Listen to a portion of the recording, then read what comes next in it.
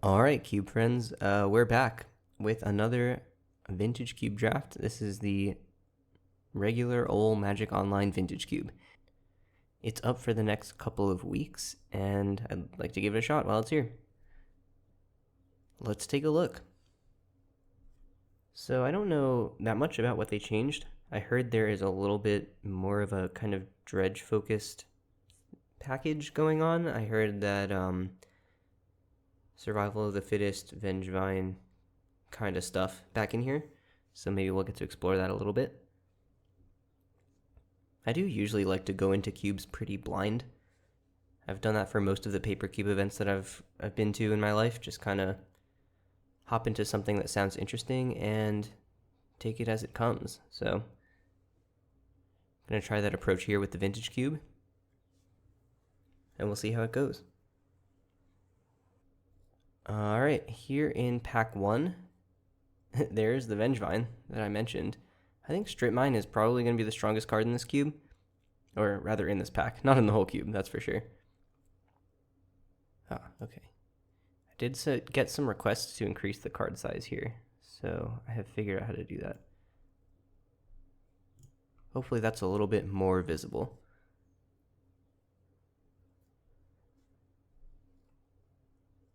I think the next best card here is Solitude, but Strip Mine is of course really open, being a colorless card. So I'm just going to go ahead and grab that.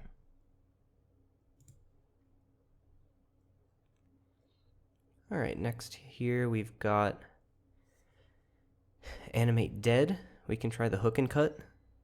We did just pass a Gristlebrand and a Life Death.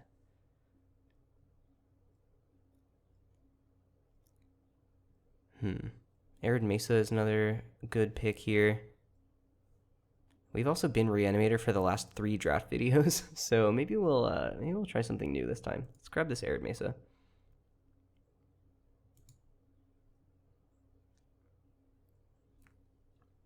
Okay.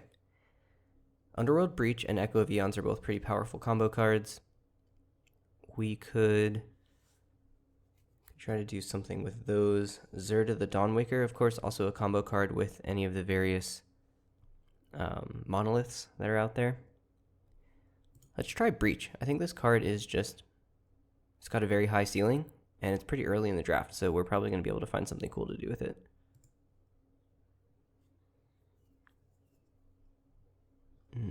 Hogaak, you say?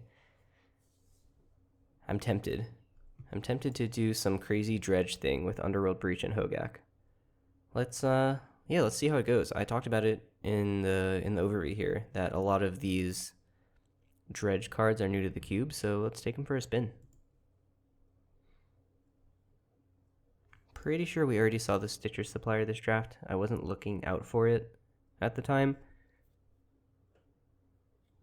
Tarmogoyf is another card that rewards us for filling our graveyard.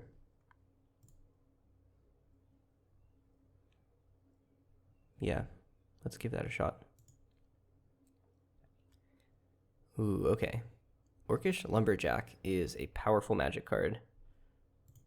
Kind of like Dark Ritual, if you don't look too hard, that is. Oliphant is also going to be a potential Reanimator card, while also being kind of a fetch land. So I like that as well.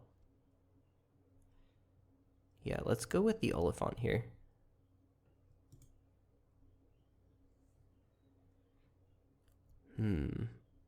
Bloodtithe Harvester, Valdarin Epicure. Both make blood tokens, which can help us discard our stuff. Bloodtithe Harvester is definitely a better card on rate, but it's also more narrow in terms of colors. So that's a tough one. I might take the Epicure just because it keeps us in red-green here. I doubt that red-green dredge is an intended archetype, but I don't know. Ooh, okay. Nethergoyf, Yogwill, Bristly Bill, and Eternal Witness. And Nurturing Peatland, for that matter. I kind of want to grab the Nethergoyf. Just try and stick to our guns here on the dredge graveyard plan. See how it pans out.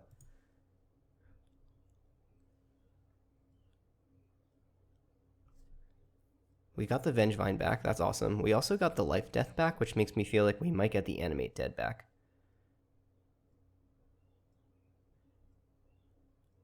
Vengevine... I mean, look, Vengevine's not a very good Magic card. I'm going to be honest. Are we willing to give it a shot here, or do we want to take the stronger pick of Life Death? I think the Goyf/Hogaak plan is cute enough that we're kind of trying to dredge here, and I want to take the higher ceiling card. Okay, and we do get the Loam back, even though the Animate Dead is missing here. Our mana is definitely a mess right now. Let me pull this sideboard out here. But I think we can probably fix that in packs 2 and 3, especially with this Oliphant in our deck.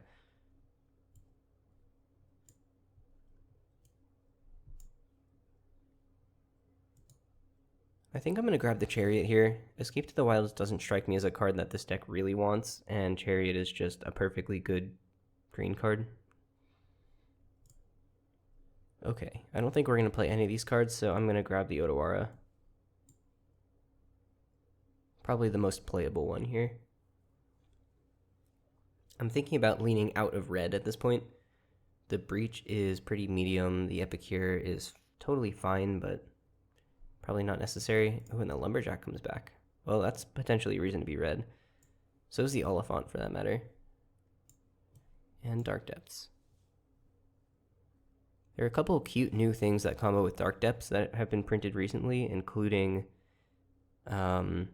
Shifting Woodland, and there's that 3-mana Eldrazi that removes counters from stuff and then discounts things. Ooh, okay. I think we're going to need this Verdant Catacombs pretty badly. Barrowgoyf also goes into our Tarmogoyf theme deck over here, Lurgoyf theme deck, as it were. I think the Catacombs is going to be critically important. We really have to find some fixing if we want to be able to support all of these Jund cards, and something is going to come back for us out of this pack. Be it Hexdrinker, Barrowgoyf, Wooded Foothills, we should be able to get something good. We do incidentally already have one artifact and one enchantment for our various Goyfs. A Planeswalker would be nice, but not totally necessary. Deathrite Shaman, not exactly a Planeswalker, but pretty close. And Fanatic of Ronus is another graveyard payoff card that potentially ramps us up into stuff like Chariot. This pack is pretty stacked for us, honestly. Necromancy is a defensible pick. I think I'm going to take the Deathrite.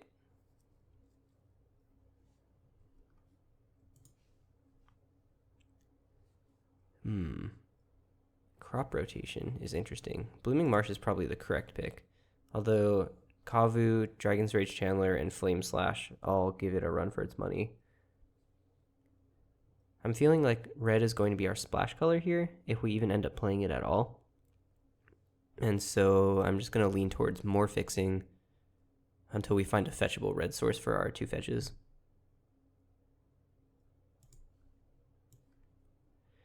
There's Thespian Stage. So we've already got the life from the Loam, and I think it's likely that we're able to wheel the crop rotation, and we might be able to grab this Elvish Reclaimer when this card comes back. So despite the fact that there is yet another Tarmogoyf in this pack, in the form of Souls of the Lost, I am going to grab this Thespian Stage and see if we can move into a Merit Lage game plan.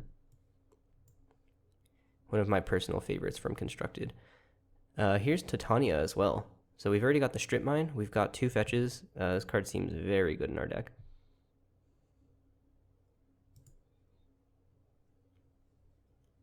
Dryad of the Elysian Grove also brings us into this lands sort of game plan. Yeah, I like it. That also makes me wonder if there's a Valakut in this cube. Now, Ignoble Hierarch ramps us and casts all of our spells. Raging Ravine. One of the better creature lands out there for sure. I think I'm going to stick with the Hierarch here.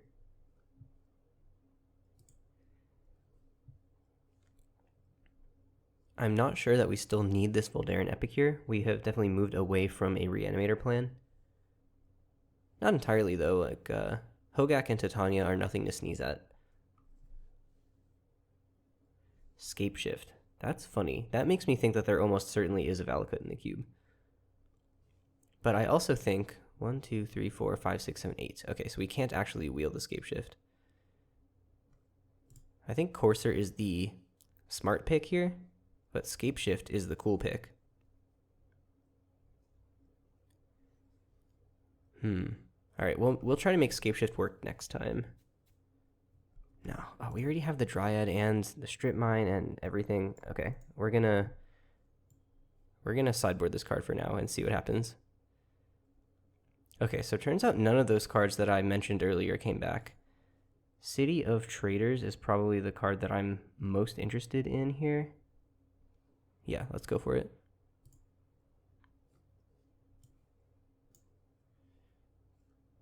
Delayed Blast Fireball versus Rite of Flame. I don't know if either of these cards are going to make it. We could grab the Haywire Might just in case. Urza Saga would be a great card to have for this deck, and this card is good with Urza Saga. So there's that as well. The crop rotation did come back as anticipated, and so did the Elvish Reclaimer, unsurprisingly. If we find Valakut, I am going to play the Scape Shift, and I would consider playing it with Field of the Dead as well. I am liking the way this deck looks. When I was at Boston Cube Party last weekend, I drafted Loam Cube, which is a cube where everyone starts with a copy of Life from the Loam in their graveyard at the start of each game. And I got absolutely annihilated by Scape Shift in that cube. This is a sideboard card. Okay. Ramunap Excavator definitely feeds into our game plan here. I would like to be able to strip mine with this card, things like that. I think that's what it's going to be. It's a pretty good pickup here. Oh, we actually have a card down here. I guess I made the cards a little bit too big. Did I miss a card last pack doing that? I probably did. All right, let's try and mess around with that a little bit more. Where does this go? Oh, it's because of the sideboard. That's what happened. So I probably did see all the cards in the last pack. All right, sorry that I'm messing around with this live, but that's what I've got. Okay, now we can see all the cards and the sideboard, so hopefully that's a little bit better. I am going to grab this Ramunap.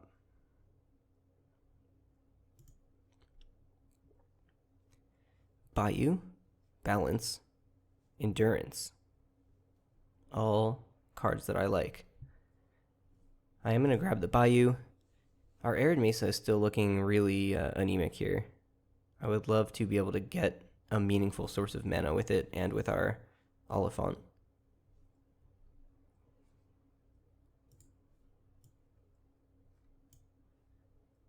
Ooh, okay, Wasteland is redundancy on our Strip Mine, which is pretty sick here.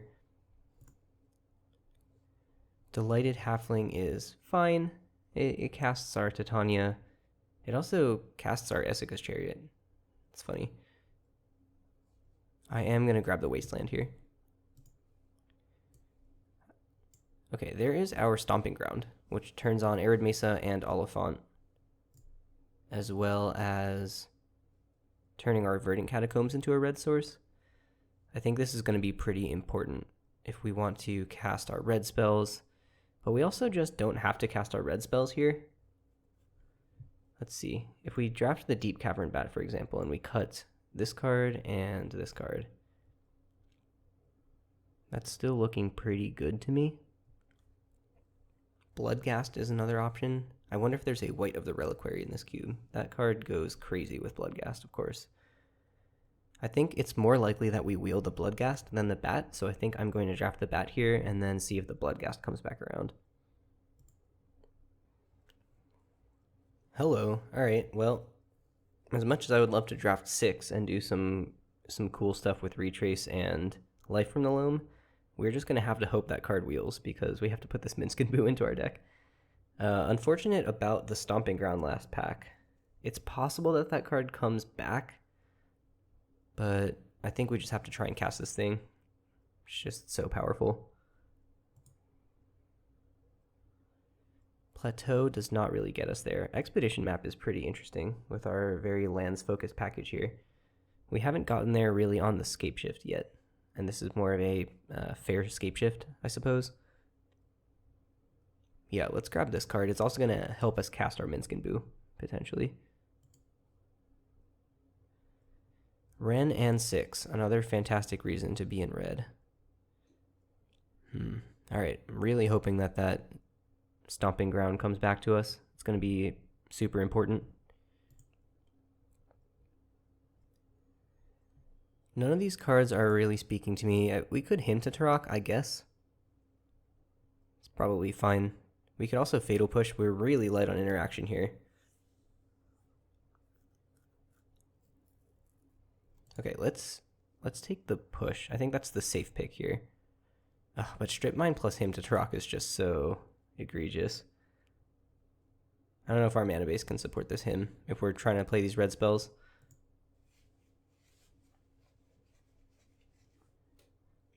Okay. These cards are all just fine. I'll probably take the Bronco. I guess Preacher is maybe a better mid-range card. Attacks you most life or tied for the most life. You draw a card and lose 1 life. Or we can Bronco. We're pretty rolled up on 2s. Maybe we want an extra 3 here. I don't know what this card is doing here. This should be over here. Yeah, let's grab the Preacher. And then, yeah, this was the Stomping Ground pack, I think. So that's unfortunate. I am going to grab the Anger. It goes with our Dredge plan, and it also gives our Merit Lage haste, which is kind of funny. I don't know if it's going to make the cut, but it's close.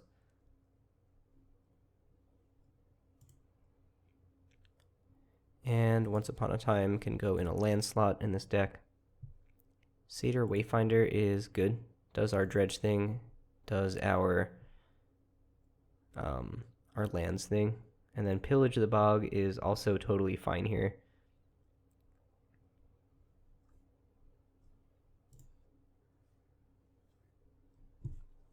Concealing Curtains can help us cast Hogaak. I think we can sideboard the Haywire Might at this point. I also think the Goyfs might have to go here. And Sail into the West. Alright, that leaves us with 23 spells on the dot. Is Orcish Lumberjack worth bringing in? How are we going to cast a red 1-drop in our red splash deck? We probably aren't, is the answer. So, let's take a look. 23, and then we have 1, 2, 3, 4. City of Traders is probably not good in this deck. Strip Mine, Stage, Verdant, Wasteland. I think we still play the Arid Mesa because of all the the Loam and the Titania and stuff like that. It's basically just a better mountain in this deck. So we have 9 lands here. 1, 2, 2 of them are red sources. We also have this Coalition Relic and the Dryad of the Elysian Grove and the Ignoble Hierarch.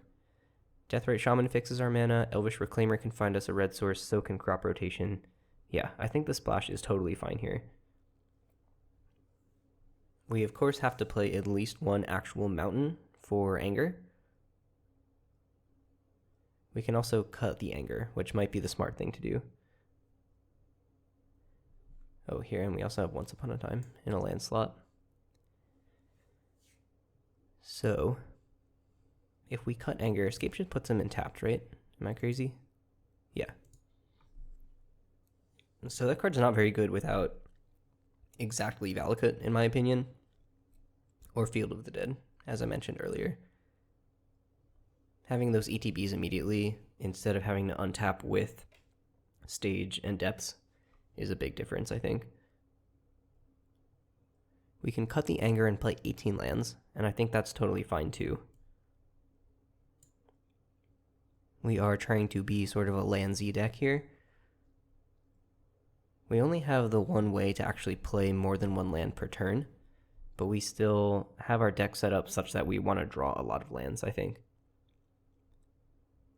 So this is going to look like we get 8 basics here. Probably going to want to play... We probably only need the one mountain, honestly. 1, 2, 3, like 2.5, 3, 4, 5, 6, 7. Yeah. All right, one mountain. And then we're base green, I think, on top of that. So this is going to be one mountain. Okay. Moto did it correctly this time. Except for the fact that it always messes up all of my basics. I don't know how I get it to save my selections here. All right, that looks pretty good. Jund lands. All right, we are on the play in match 1. Swamp, crop rotation, Elvish Reclaimer, no green sources at all. A painful mulligan, but a mulligan nonetheless. Okay, this is going to be a turn 1 Reclaimer, and then... yeah, we'll see where it goes from there. I think I'm going to put the life death away. Or the map. Yeah, let's put the map away. We've already got the Reclaimer here, and that'll help us find key pieces.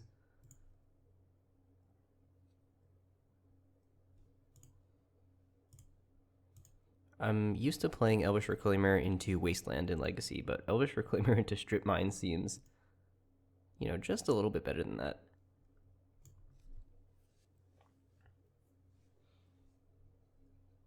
Oh, Mox Pearl. Mox Pearl into Talisman of Dominance. That's pretty good. Makes my Strip Mine look stupid. So, what do we want to do with this? We could spin the Elvish Reclaimer, or we could just Strip Mine them. They went down a lot of cards. I think that is what I'm going to do. I'm going to crack in.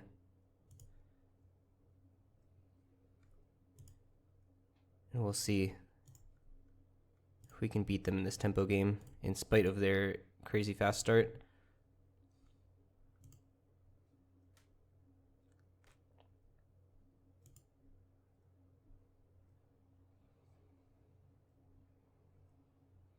Three mana available over there off of the Blood Crypt. Master of Death. Interesting. Okay, so that'll let them Surveil 2, and it will block my Elvish Reclaimer, but it's far from the scariest thing you can play off of a Mox Pearl Talisman of Dominance start. They binned both of those cards, so I wonder if they're digging for their next land. That's my suspicion. Oh, we might actually be able to grow our thing past the Master of Death. Let's see. I put a land card from among them into my hand. We only hit the one land, so our Reclaimer doesn't get any bigger.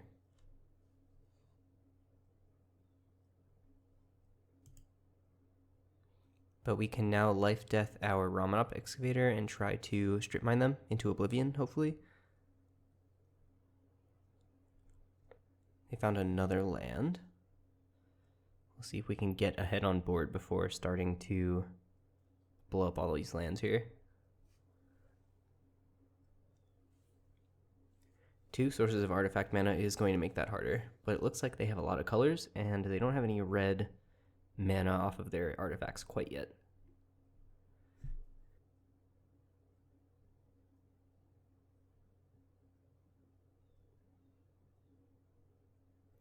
Unearthing the Mutt here. And discarding Squee. Sick. Looks like they went a little harder on the dredge synergies than I did. That's pretty cool. Are they going to get in with the Master here? I'll block it if they do. I don't mind.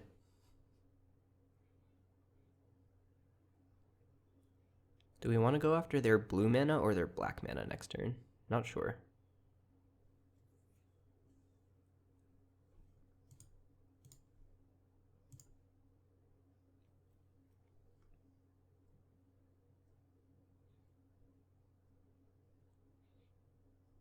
Either way, they can cast the Master, so I think I'm going to go after the Blood Crypt.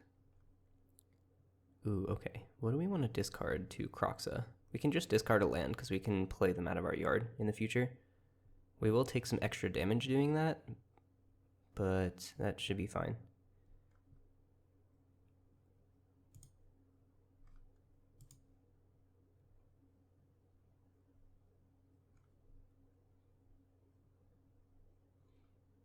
Ren and also 6.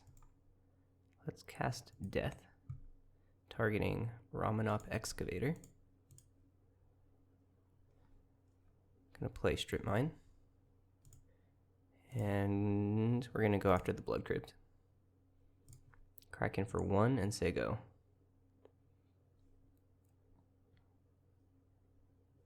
They can have their cards back and they can spend their entire turn casting one of these things, but I think we are definitely turning the corner here. Next turn we're gonna be able to cast Dryad and then strip twice, even if they do find a land.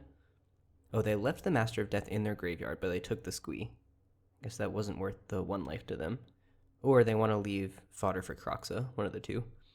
But it's pretty hard to cast Kroxa off of Mox Pearl. That doesn't contribute to your red, red, black, black. So they're still 2 mana sources away from doing that. I guess if they have red land and dark ritual or something like that, they could Kroxa. But they're short 1 card and 1 mana source as it stands.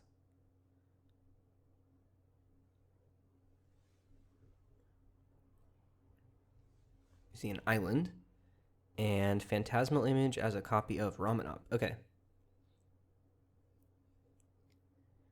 What can I target this with? Not much of anything. I do still get to take out 2 of their lands a turn. Okay. Oh, and Dryad gives me red mana for Ren and 6. So that will kill the Ramanop next turn. They have counter magic for this. Oh. Okay, that's fine. I'll sack this. Play my Strip Mine. And I am going to cut them off of red here. They can play it next turn, but that's all right. And then we'll just pass. If the Dryad survives, then Ren and 6 kills their Excavator, and we get to get in for 4. And then we will hopefully just continue strip mining them out of the game.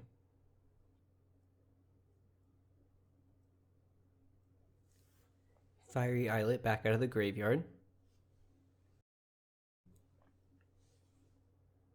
Draw a card. And no attacks, understandably.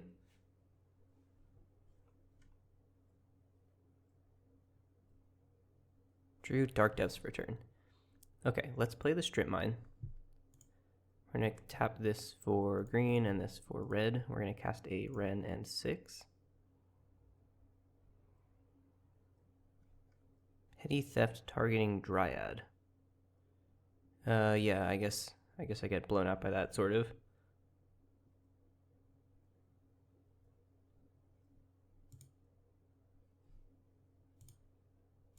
I'm still going to deal 1 damage to this.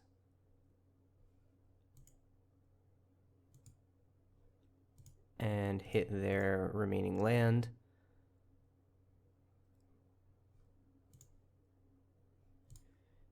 Alright, yeah, missing my second land drop here, but I can't imagine that that is likely to matter.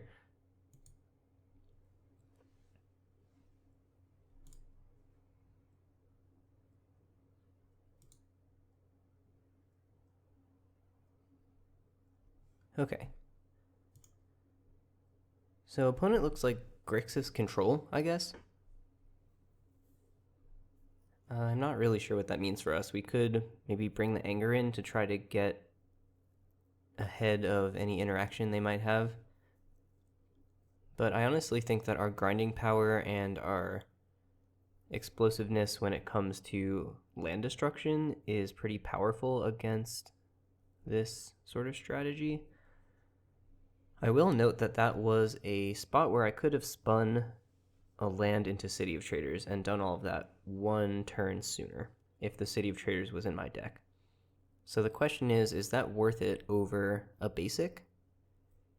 And I don't really think it is. It's going to come up sometimes, but not that frequently. So I think I'm going to leave that in the sideboard as well and just run it back. All right, game 2 here. Opponent takes the play, understandably. And we've got a mountain and an Oliphant for our green source. So this looks good to me. Or, no. We don't have that stomping ground. So we have 2 red sources here, no green sources. We can cast Coalition Relic on turn 3, but we have nothing to do up until then. I think we can do better than this. This is not better. Well, it's a little bit better. Going to keep this one. Gonna bottom the Dark Depths. And we have essentially 2 mountains and a forest in this hand.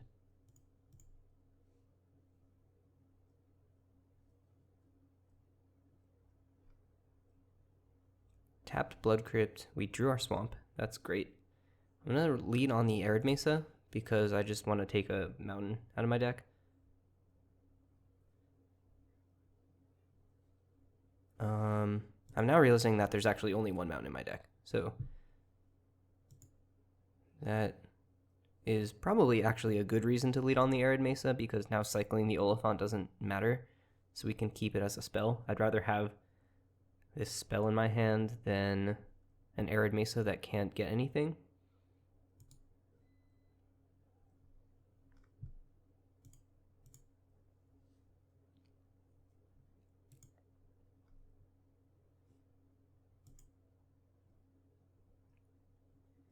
Psychic Frog. What are we going to do about that? I think we should bat them, probably.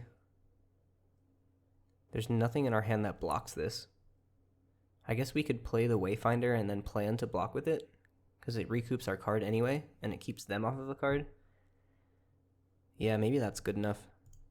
Let's give that a try.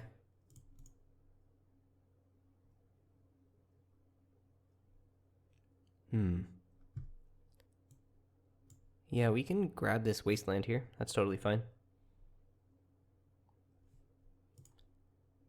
Put that into our hand.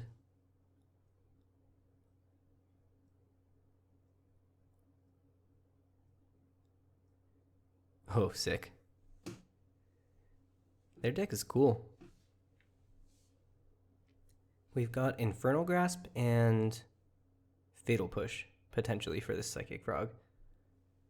Gotta find one of those cards. This thing plots for 3? Yeah.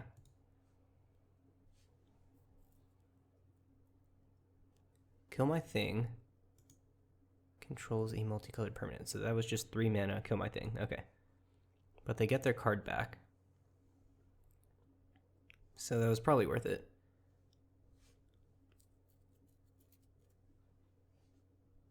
I think we just have to plot the pillage here and try to look at enough cards to get us out of this.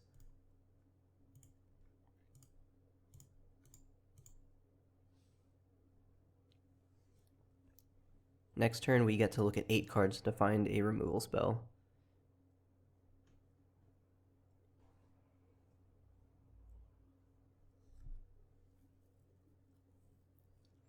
Opponent is going to go all the way back up to 7 cards in hand here. Discard another card, so they're down to 4 and then back up to 5. And I'm taking 5 down to 11. Scary.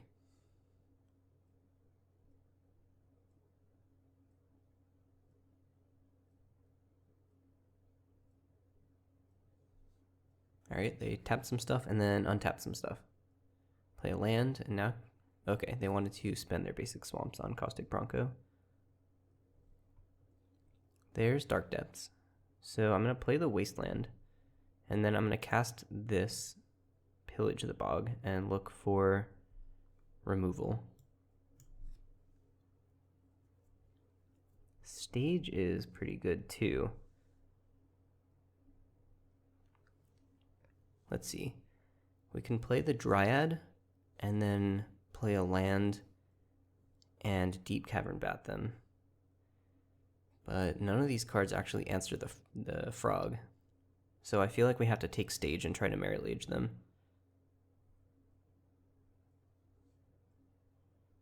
But we're 2 turns away from that. We're just dead if we take that line. We can bat plus Hierarch. We can also Wasteland them to try and slow them down. Make enough blockers. They can give the frog flying next turn. So that'll be 7 damage at minimum. And then they can just pitch their entire hand. So I'm actually just dead. No, I'm not, because I can block the Bronco.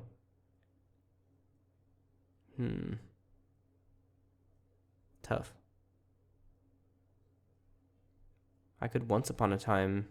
No, because that only finds me blockers as well. So, if the only plan here is to chump block, I'm just going to take the stage and then cast my 2 chump blockers.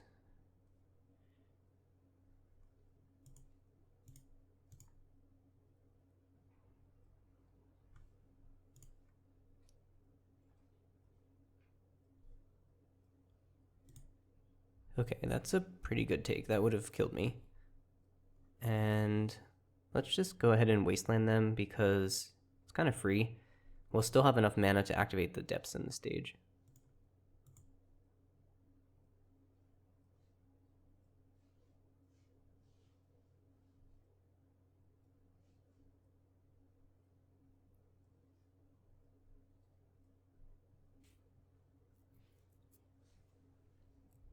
Okay, Frog has flying until end of turn.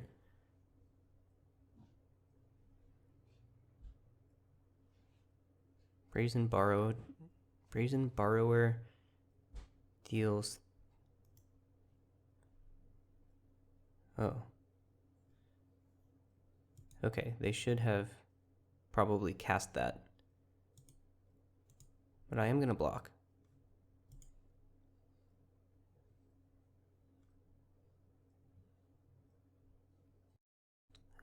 Now I have one more draw step to find a removal spell.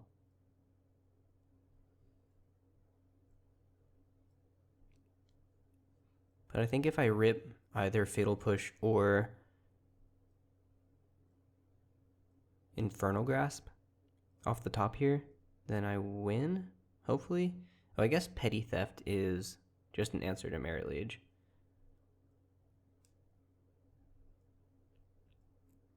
Wow.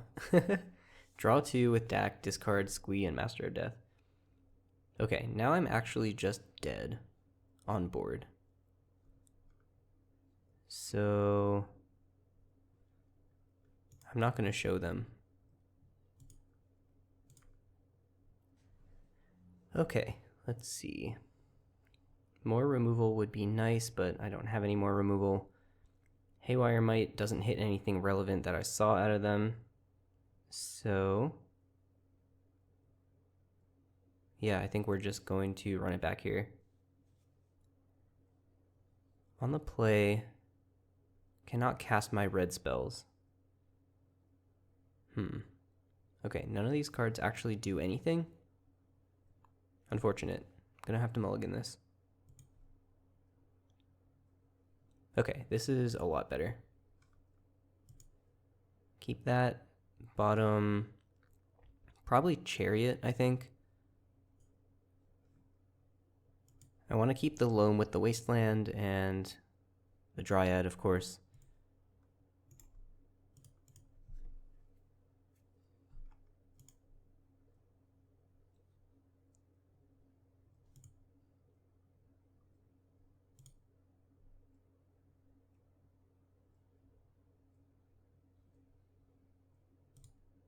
Mox Pearl again. Okay.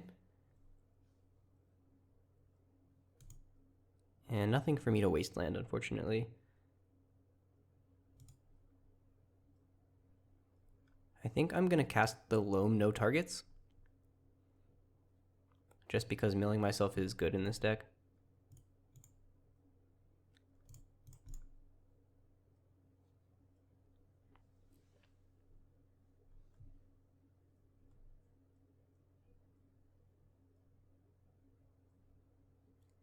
Alright, there is Mountain and Talisman. And that's it. I would like to Dredge Loam here. We hit Deathrite Forest Arid Mesa. That's pretty good. And then we don't have another land for the Dryad. So I'm going to run out the Ramanop. Or I guess I could run out the Preacher.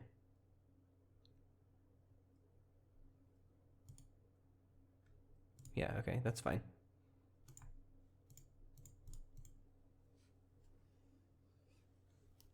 Dryad lets us Loam or Ramanop next turn for more lands, but it doesn't get us anywhere to have a whole bunch of lands right now. Not that it mattered since they had Mana Leak, but I think that Preacher would have been better in this like short to mid game.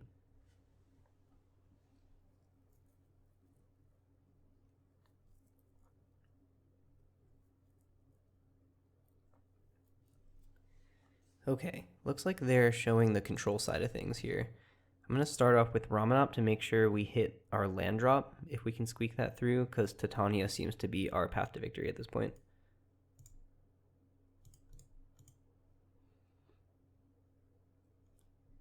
Cool. And I think this is going to be Forest because drawing a land next turn is actually totally fine. Well, we'll have access to land drops next turn if the Ramanop survives. So let's go Arid Mesa.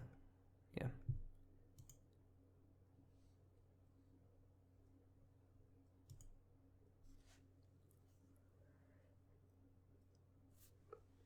Alright, nothing end step there.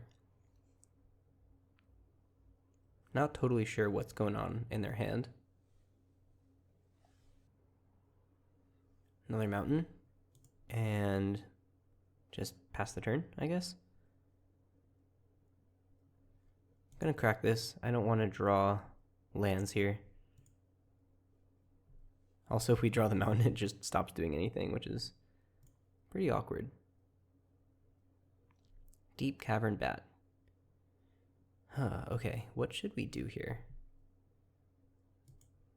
I think I just want to slam the Titania.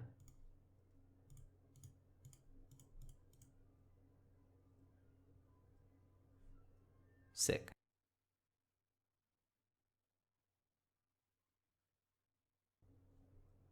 Yeah, they tapped and then untapped their Mox Pearl there for a second. I don't know. If they have removal in response to the trigger, then that's pretty awkward. Okay, looks like that resolved. So from here, I am just going to attack for 2 and pass the turn. I'm not too worried about some kind of flash blocker here because I still have the Loam, which is slower than the Excavator, but it still does the thing.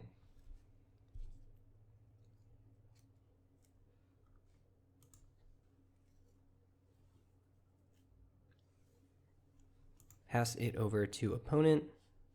And of course the Arid Mesa here doesn't fetch anything, but it still is going to make a 5/3. Okay, so they can make a Titania of their own, but that doesn't seem to matter very much here.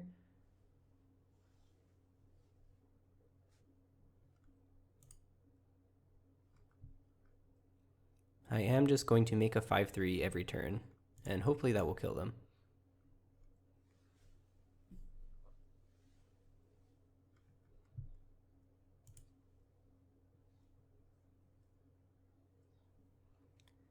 Ren and 6.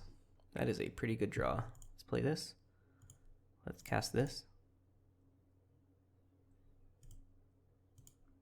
Bang.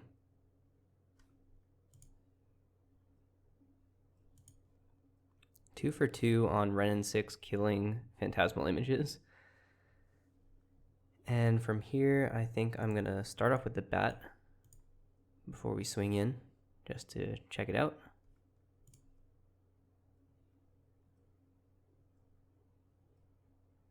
Petty Theft the Titania. Okay, I am going to crack the Arid Mesa in response to that.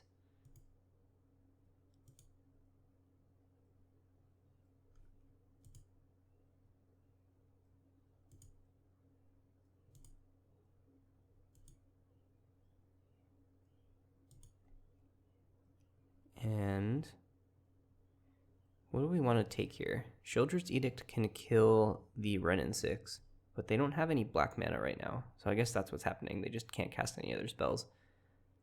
Nethergoyf is not likely to get big enough to tussle with these elemental tokens, so I am just going to take the spell they're most likely to be able to cast. That is most likely to do something. And then Kraken for 7.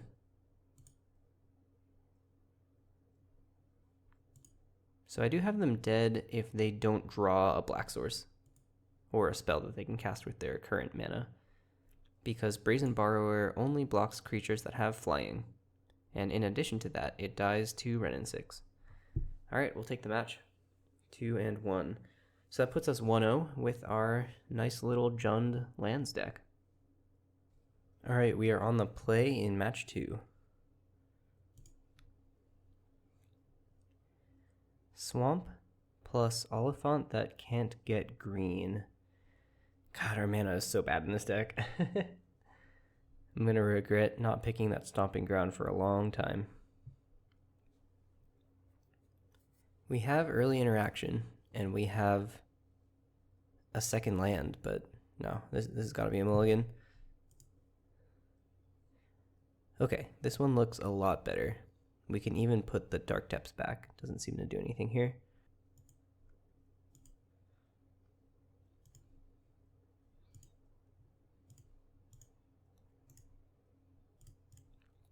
Turn 1, Ignoble Hierarch.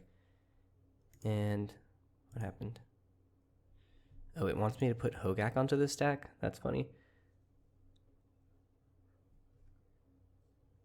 Satyr Wayfinder is a known synergy piece with Hogaak, that's for sure. So that'll put 3 cards into the yard. Arid Mesa will put a 4th.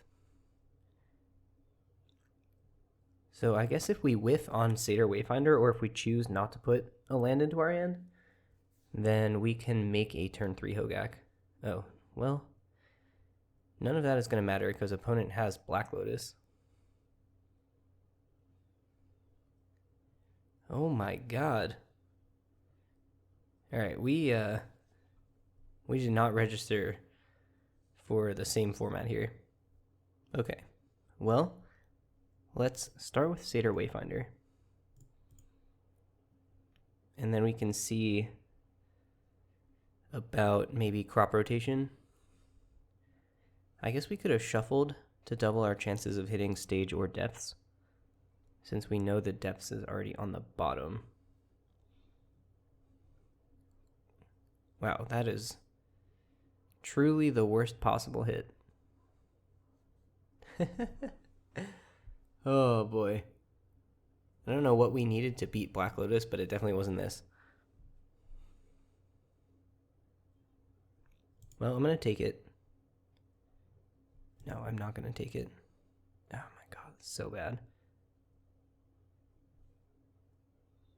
If we don't take it and we play the Swamp, we can make a Hogaak, and then maybe we can pretend to have a chance to be in this game. That'll be 4 cards, 2 creatures, plus the completely dead fetch land. Alright. We're so far behind at this point that I just want to see if Hogaak can cheese something.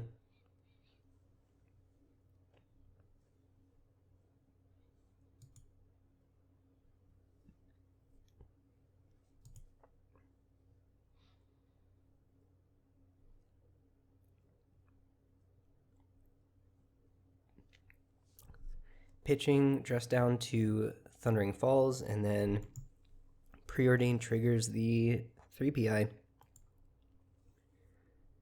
Not feeling good about our spot.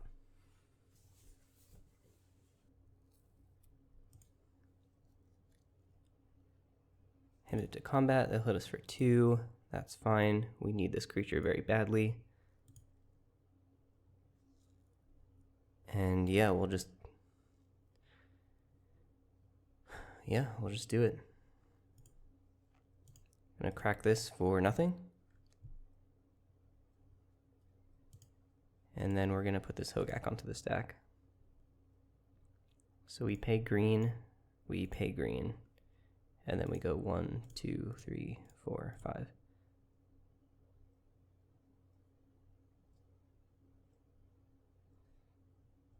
So that's all I got.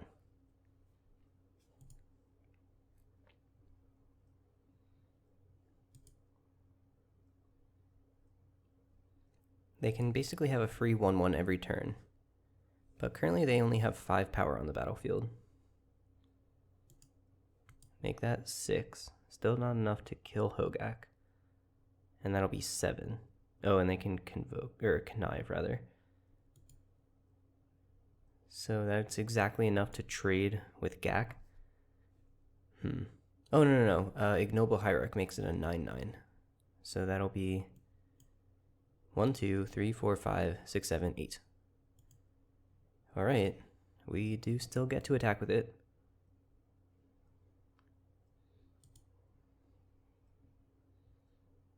Strip mine. Yeah, I guess so. We are technically, I think we're technically winning the race here.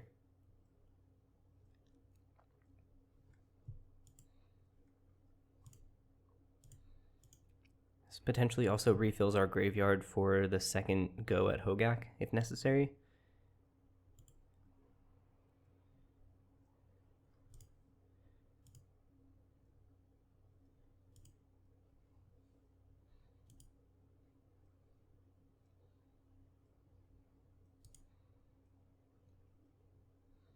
Put them to 9.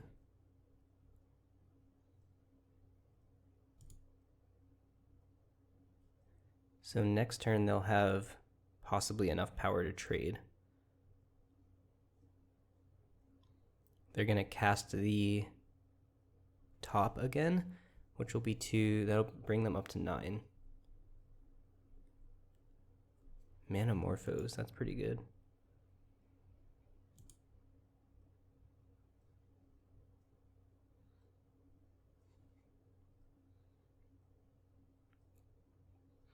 I do think that if they shove their entire board in front of Hogaak, that's probably good for us. Yep, top gives another 1/1 and a connive trigger. So now they'll have 1, 2, 3, 4, 5, 6, 7, 8. If they put a counter on the Shredder, they can kill the Hogaak without blocking with the Iconoclast. But if they don't, okay, they pitched a land. So if they can't put another power onto the battlefield here, they have to block with the third path Iconoclast in order to actually trade with the Hogaak.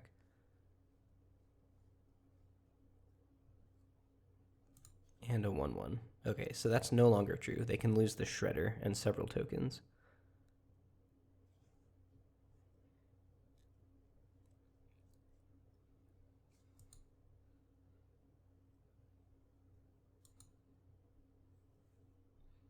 Concealing Curtains. That's a pretty meaningful draw here, I think. It does block 3 PI and tokens. Let's attack first.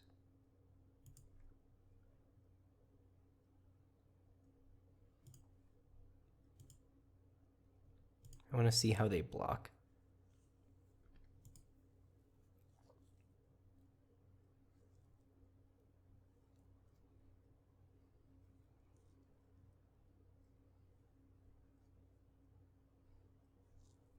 Right, okay. As expected. So we want to kill the Ledger Shredder, and we also want to kill the Servo so that they can't upgrade it.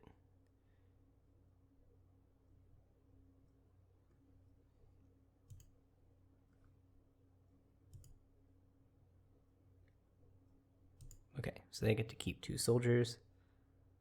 Hogaak down, and then this is going to be Cast and flip the curtains.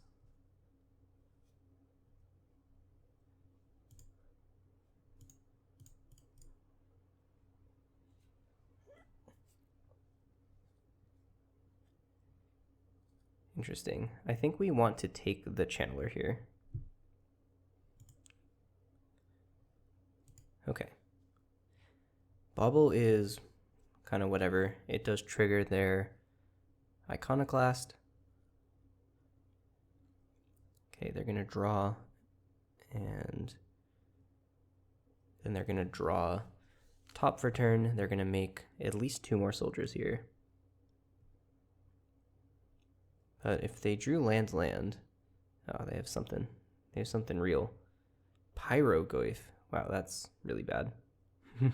Oh no. That probably kills us unless we draw exactly depths or stage here.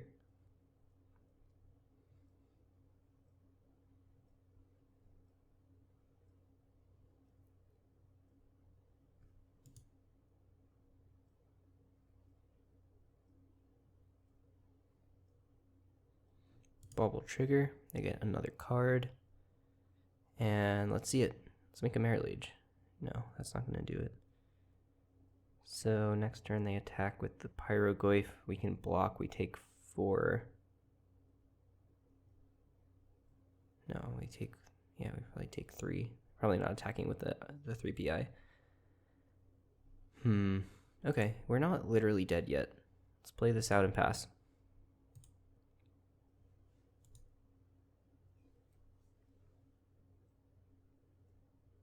Oh, that was a Bauble activation on my turn. They wanted to see what I was drawing.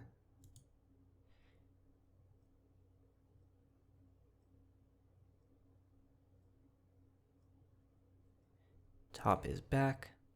Wow, top plus Iconoclast is pretty powerful.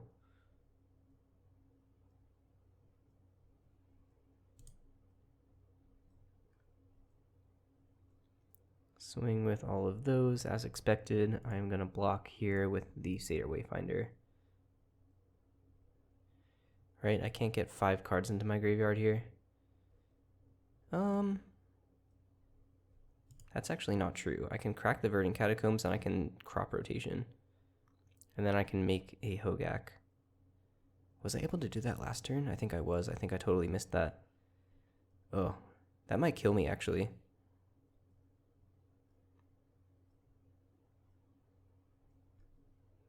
Okay. No blocks.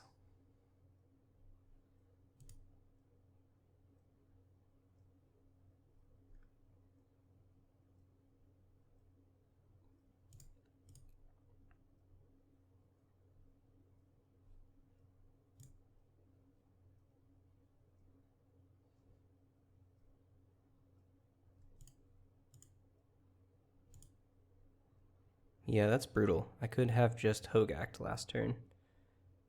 I was not paying attention to that at all. Well, I'm still going to grab Thespian Stage just in case.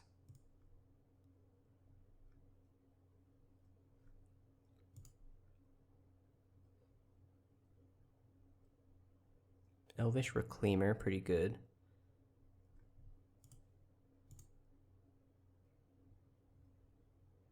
I am going to have to turn it off in order to make the Gack.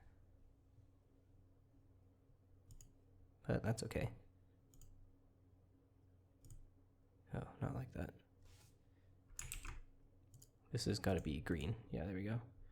Green and 1, 2, 3, 4, 5.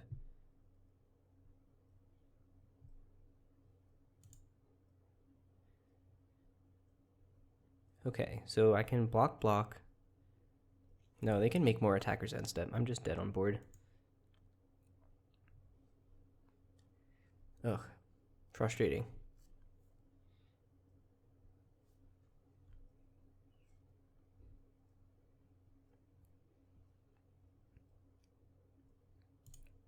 Yep, you got a servo. You get a Sensei's Divining Top. And flash in a flyer for good measure.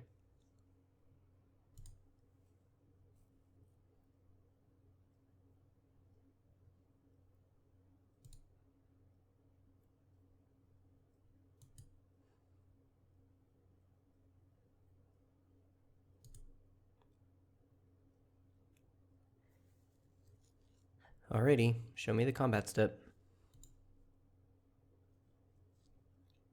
Yeah, I'm gonna be super dead. Blocks like this.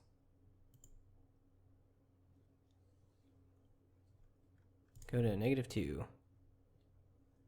Okay.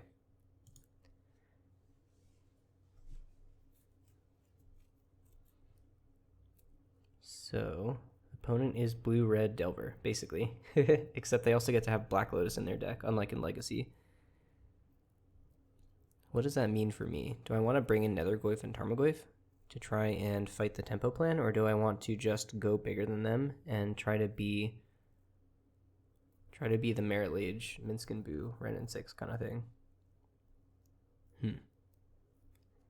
Well, I don't think that Nethergoyf or Tarmogoyf would have really helped me in that game.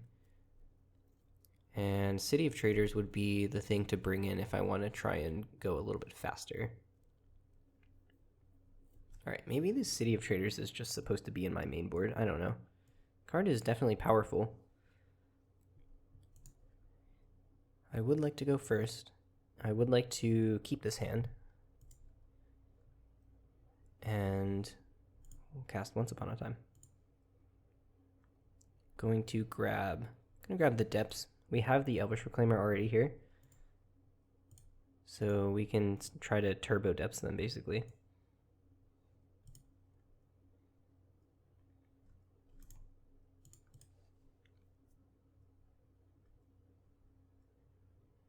Again? Wow. Judge. Yeah, sure.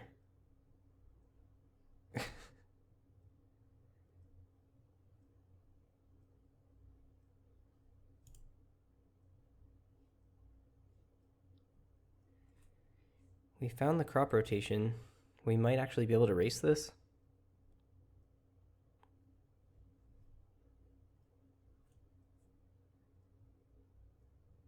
So we can play Verdant, and then we can spin our basic into a Thespian stage, and then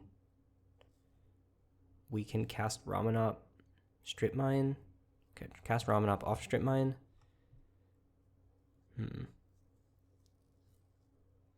Or we can pillage the bog for... No, nothing actually makes this faster. Unless we pillage the bog for the Dryad. Then next turn we can play Depths and Stage. But that doesn't... We still have to untap with that. I don't think there's a way to actually make this faster. But in the interest of mana efficiency, I think I'm going to pillage here.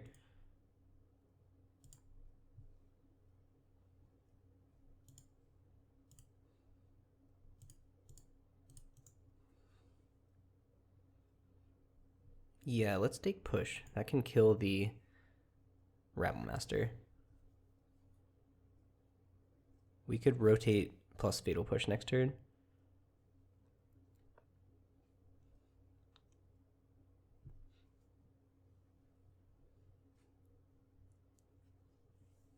Yep, take 1 zillion.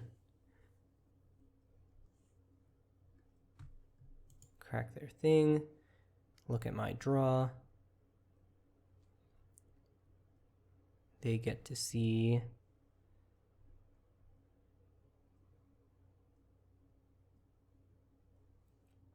They get to see Ren and 6. Okay, I'm going to play a Strip Mine.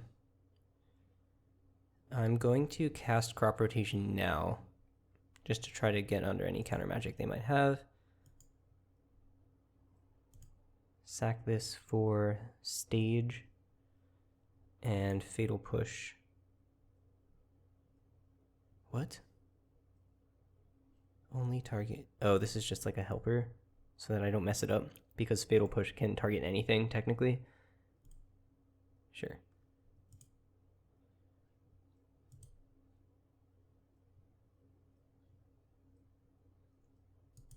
They still don't have Delirium, which is good news for Merit Lage Gaming.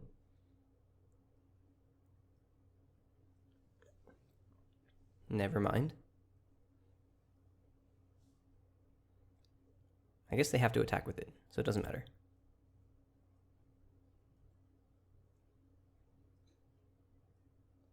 I'm going to take 5 down to 7 here, and then I'm going to threaten a Merit Liege. Never mind, I'm going to take a zillion. Oh, God. 7, 8. I'll take 8 down to 4. So now I'm dead even with making the Merit Liege.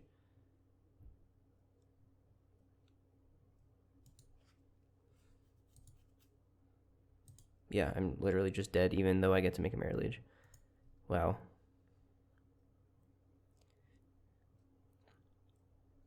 Yep, that's Black Lotus for you.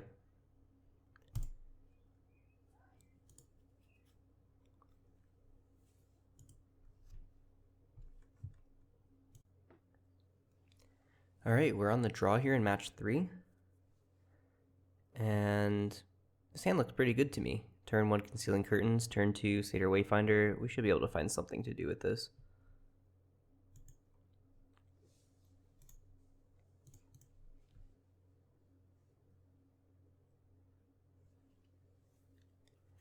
Three for 3 on opponents having turn 1 power.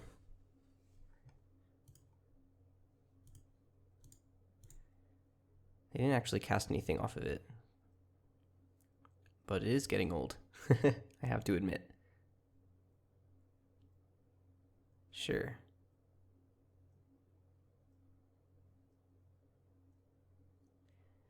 Philia could bounce my curtains, I guess. Yeah, alright.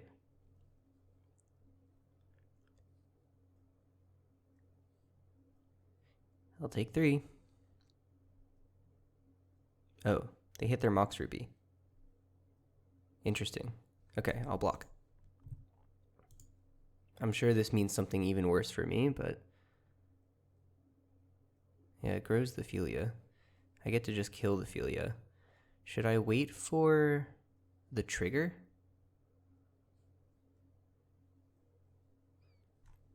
Yeah, I think I'm gonna wait for the Luminarch Aspirant trigger, and then Fatal Push the Philia.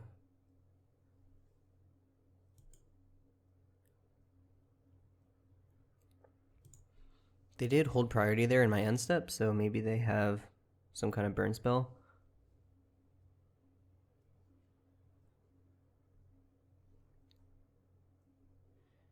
Luminarch Aspirant targets Philia, and... hello? Oh, cast. And kill the Philia.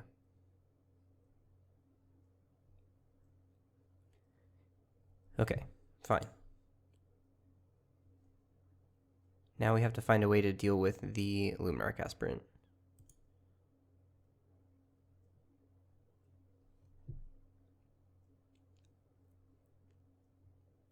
Second main is going to be Selfless Spirit. So it's probably fine. I mean, eventually this Aspirant is going to scale out of control. But we'll see. Renin 6 would be a good draw.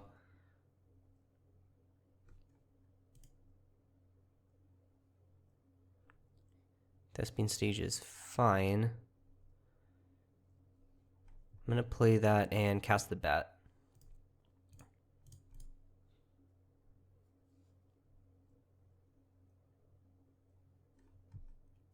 If they grow the Selfless Spirit, I can't block it. But that also means that if they sacrifice it in the future, then they've lost value on that counter. So that could be something. I don't know. I'm again pretty light on removal here. Hopefully opponent is out of gas now after a pretty fast start. I don't know that Chariot is going to be able to race this. But we can flip the curtains as well.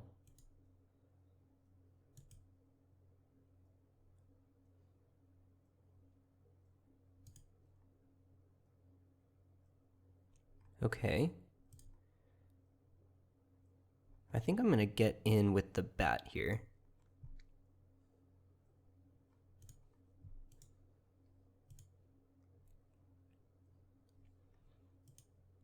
And then hopefully we get to win the race with Chariot. Only time will tell.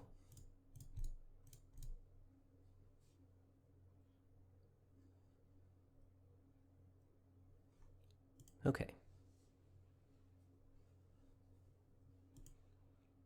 Spirit is scaling quickly for sure.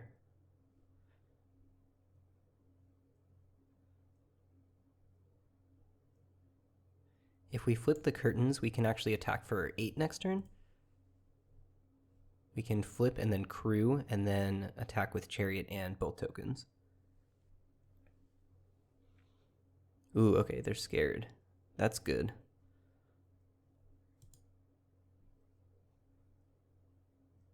Are they willing to trade the Spirit for the Chariot? Interesting. Well, let's pillage first. And cast that now. If we find removal spell, then yeah, there's the Infernal Grasp. So I think we grasp the Spirit now and then we just get in. We could also grab Titania. Oh, there's a lot of good picks here. I think the grasp is important. We have to try and close this game out at some point.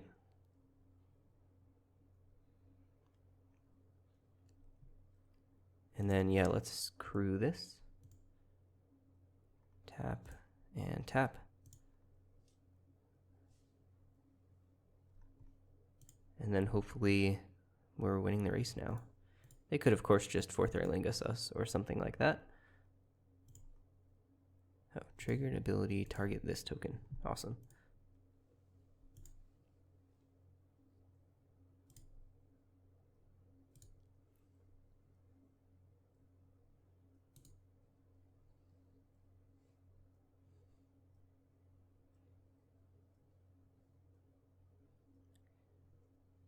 He drew something.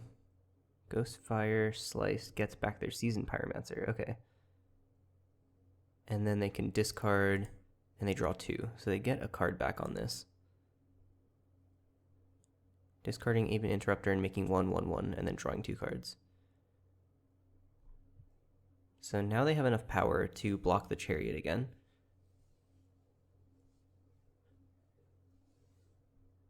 They're going to make a 2/2. They also have enough mana to bring the Seasoned Pyromancer back if I kill it. But honestly, I think if we flip the curtains now, we might be willing to trade the Chariot for whatever else is going on here on board. We would be trading Chariot for Elemental Token and Seasoned Pyromancer, and then they would be making some more 1/1s. Let's check out their hand first. This one seems good.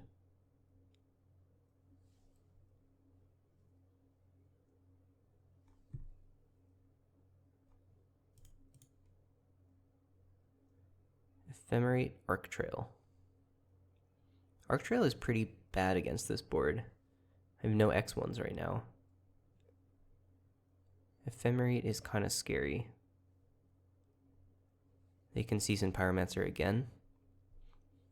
Okay, well now I know to cast the Reclaimer instead of the Wayfinder. Gonna do that. Gonna crew.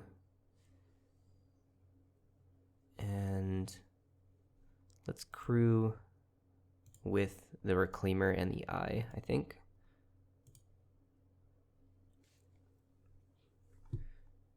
And then we can just crack in with everybody, make another cat.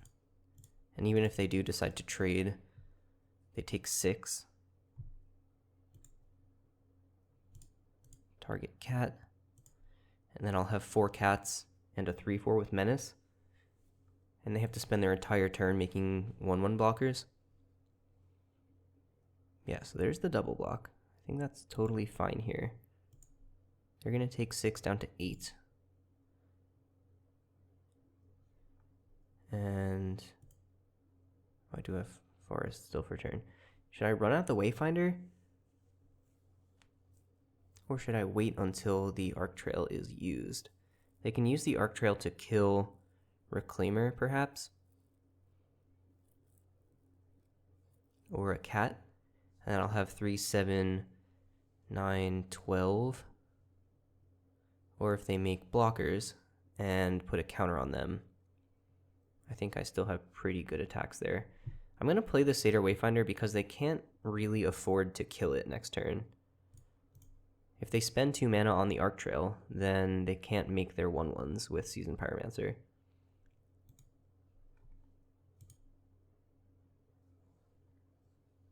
Okay.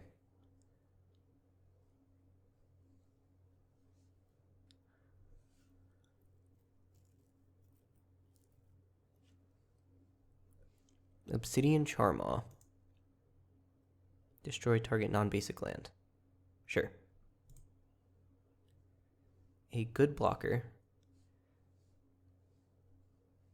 And now they get to Arc Trail and kill 2 of my attackers.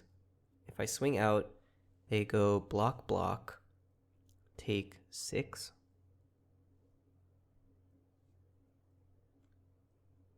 But they would lose the Luminarch Aspirant like that. Yeah. I still feel pretty far ahead here.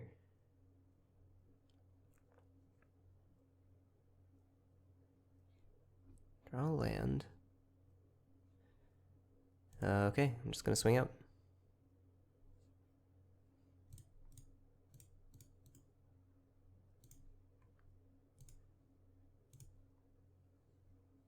I should have them dead in 2 turns here. They block, block. And they take 7 down to 1. They lose one of their blockers, and I ought to have them dead on the backswing.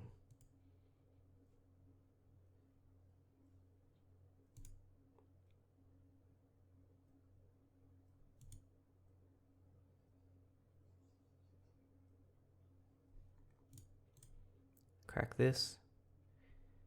Does Pyromancer go at instant speed? I actually have no clue. Yes, it does. Okay. So they make 2 1/1s, and they... Yeah, 2 1/1s. They block all my creatures. No, they can't, because one of them has Menace. So they have to have something else on top of that. Well, let's see what it is.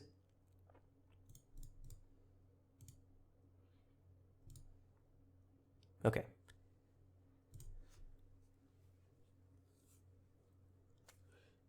Opponent is, as far as I can tell, red-white aggro. So we can try and play Nethergoyf, Tarmogoyf. This might actually be the real spot to bring these cards in. Just make blockers that are bigger than their attackers. And then the cuts here are like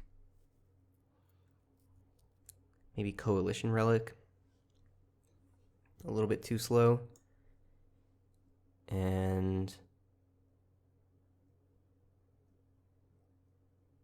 could be Pillage the Bog. I think that card is really strong though. Could be Hogaak. We're not really a turbo Hogaak deck here. It's more reach into the late game for us. So let's try it like that. Alright, we're going to be on the draw here. We have a Fatal Push, we have an Expedition Map. I'm feeling pretty good about this hand. I'm going to keep it. Early interaction and a game-ending 4-drop.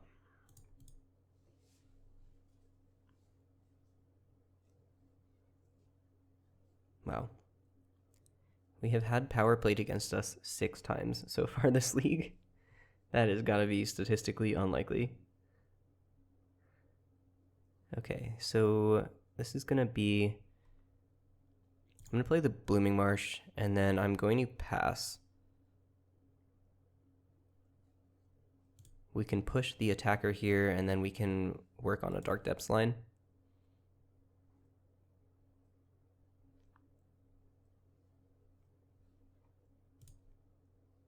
Okay. I don't have a way to turn on Revolt here, so I don't feel like it's worth it to save this for a potential 3-drop. Even if it's something crazy, we don't have a lot. Okay, Mother of Runes, we probably don't care that much about. This is going to be probably Expedition Map Depths. And then next turn, well, it could be Expedition Map Strip Mine You. And then next turn, Crack Map That slows down our depths line by 1 turn, though.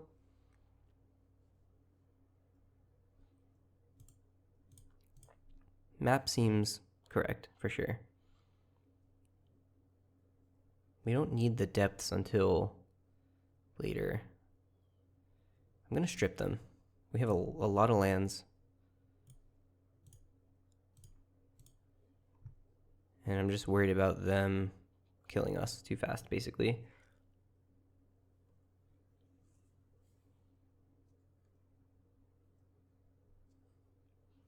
Foretell. So that's probably delayed blast fireball, if I had to guess.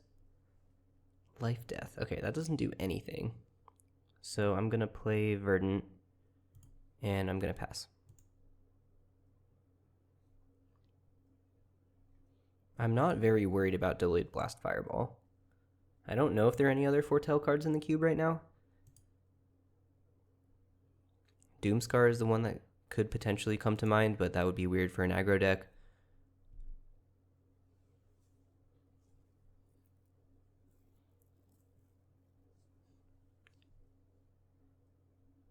Carnage Interpreter. Oh, Foretell into Interpreter is pretty sick.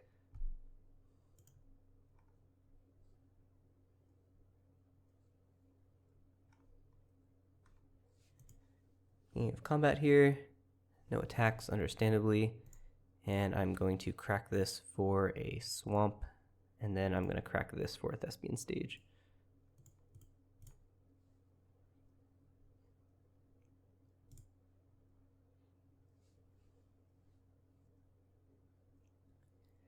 Deep Cavern Bat does absolutely nothing here.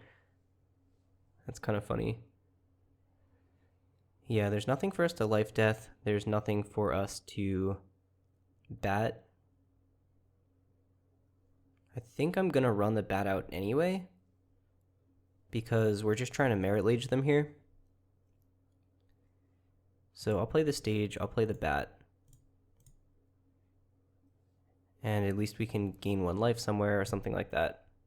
Because hopefully this bat doesn't matter, and I also think that it's unlikely that they're going to have cards in hand when they pass the turn, since it's sorcery speed, hand attack.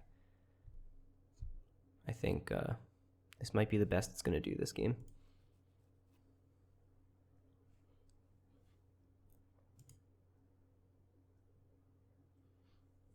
I'll take my 5 down to 14.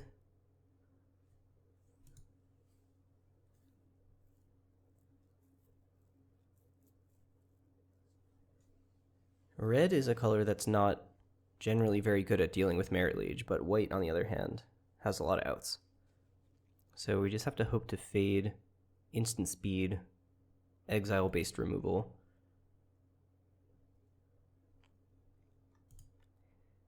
Depths is cool because you can do it at instant speed, so we can't get ousted or anything like that. And I am going to crack in here with the bat. Could have left it back to double block with Merit Lage, but I really want to Merit Lage in their end step, just in case they have some kind of sorcery speed something.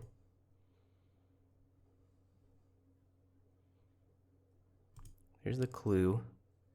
Gonna shrink the Interpreter. Ordinarily, I would try to do this in their upkeep to play around Wasteland, but there's not, there's like 1 Wasteland and 1 Strip Mine in the cube. That's not anywhere near as relevant as it would be in Constructed. For those of you who haven't seen that interaction, you can not only target the Dark Depths in response to the Thespian Stage, which is the thing that seems like it makes sense to do. Yeah, that's fine. But you can actually respond to the Dark Depths trigger. And then they lose the stage and the depths.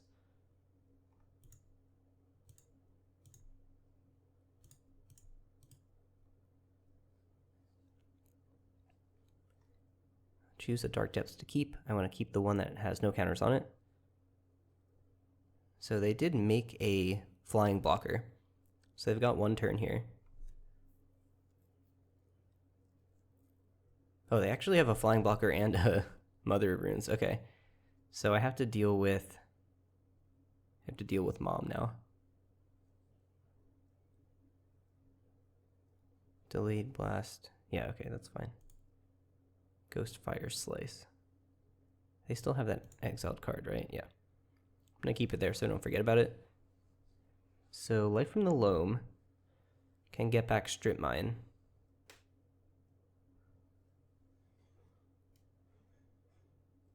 Yeah, this is pretty bad actually. So I can make a bat with Life Death and then double block the Carnage Interpreter. They can never tap the Mother of Runes.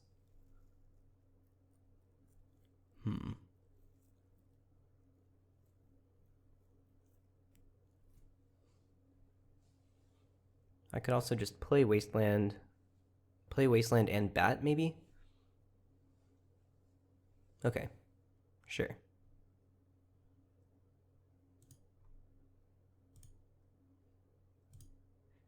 Death target Bat. Go to 8.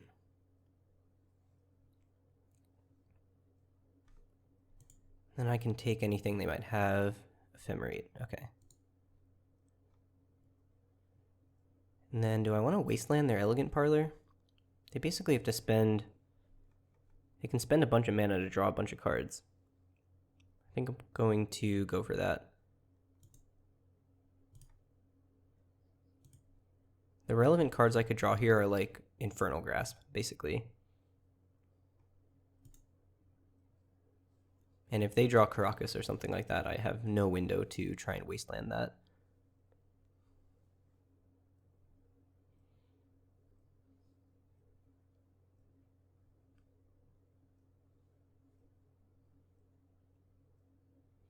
This could be the Fireball.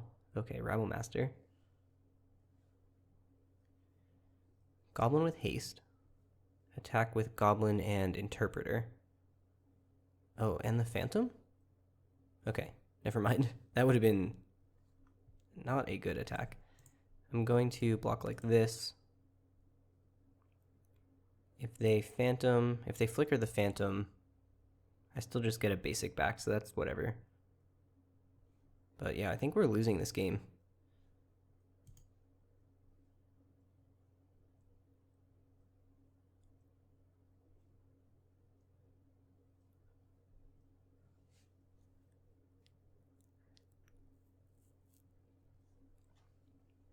I take 1 and I gain 1, I'm back up to 8. Arid Mesa, not very good here. Maybe if I hadn't Wastelanded them, I would have more blockers, and that would be relevant.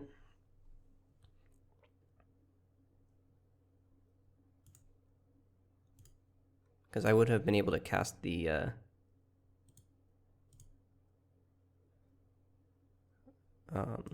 Chariot here.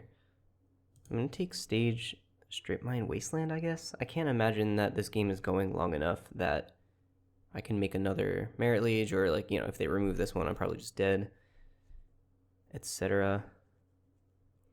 So next turn I'm taking like 4 if I block the Rabble Master. If they swing out, yeah, I'm going to take Strip Mine Stage Wasteland probably. I'll pay green, black, get those cards back. I suppose this is a spot where I kind of wish I had Hogaak, but tapping Merit Liege to make Hogaak probably kills me anyway.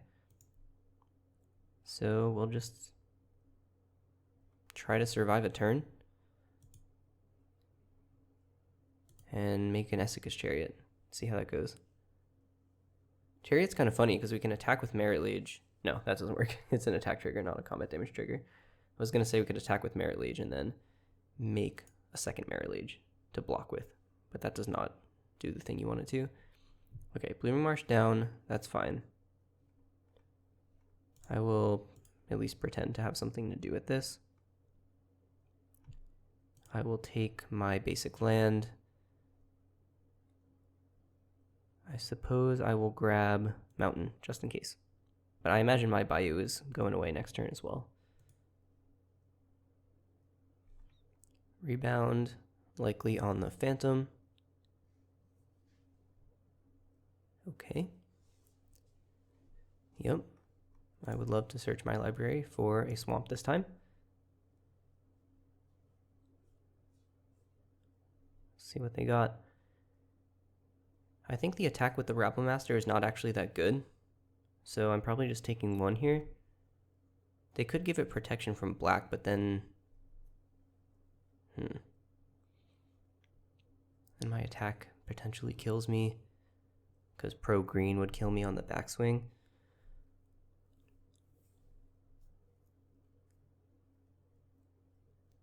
I sure hope this is Crack a Clue. Yeah, okay.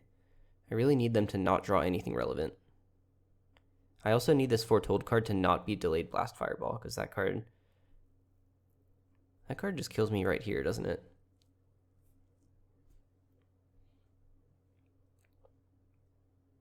They would have needed to not flicker the Phantom. Then I would have been dead to Fireball.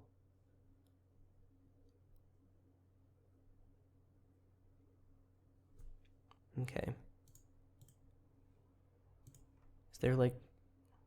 What's that angel called? Glorious Protector? Something like that? Taken down to 7.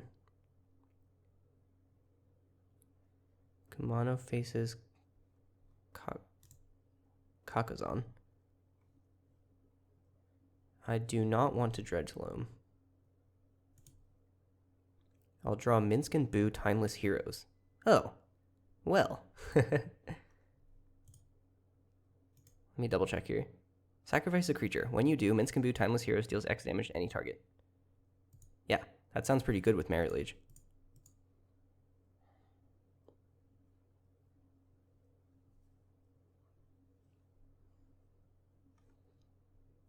You may create Boo. Yeah, sure.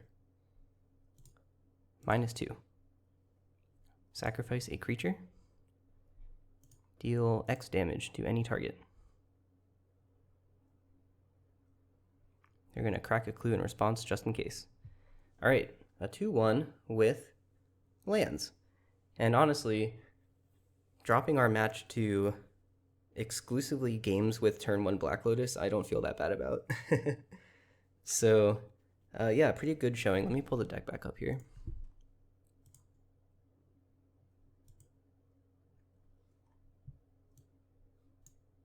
Okay, I don't think there's a good way to show you the deck in the same way that I usually show the draft decks, where they're saved to my constructed thing.